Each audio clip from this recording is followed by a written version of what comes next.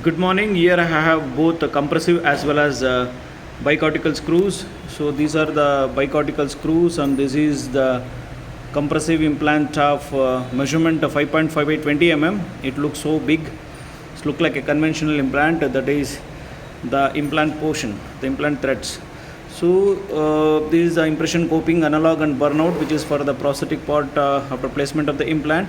I'll briefly explain when there is a missing anterior tooth, whether it is upper central incisor or lateral incisor, or even for the matter of missing canine, mainly when there is a single tooth missing. So after the OPG, so you just analyze the length of the implant to be placed. Usually if there is enough width is there, you can go ahead and place two BCS implants, two BCS bicortical screws you can place if there is a space, that is the distance between the mesial and the distal aspect where the tooth is missing. So you can place two BCS implants. So this length is 3.6 by I think 20 mm. You can place two implants. If you can engage in the nasal floor by perforating the nasal spine area, you will get the good stability. If you can place two implants together, no need of a zinc crystallization. So usually I won't do zinc crystallization. So if not, if you want to place the bigger dia implant, go for the compressive implants.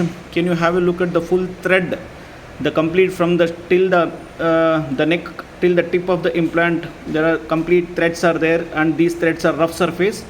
That is surface treated implant. This is the surface treated, same like as in the conventional implant. Look like a conventional implant only.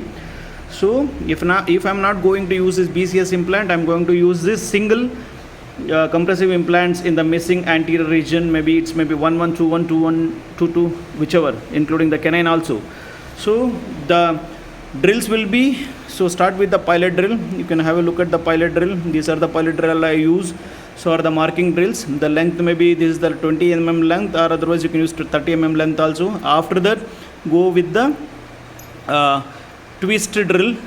Okay, I usually use the twist drill, or otherwise you can use the conical drill also for the placement of the compressive implants. So this is the twist drill of 20 mm, and this is 30 mm. So after the osteotomy with the pilot drill and the twist drill, so again now go ahead with and place the implant. So the choice here is you can go ahead with and place two BCS implants, or otherwise bigger dia compressive implants you can place. So this is how you select the implant for placement of for placement in the anterior region, especially the maxillary anterior region. Thank you.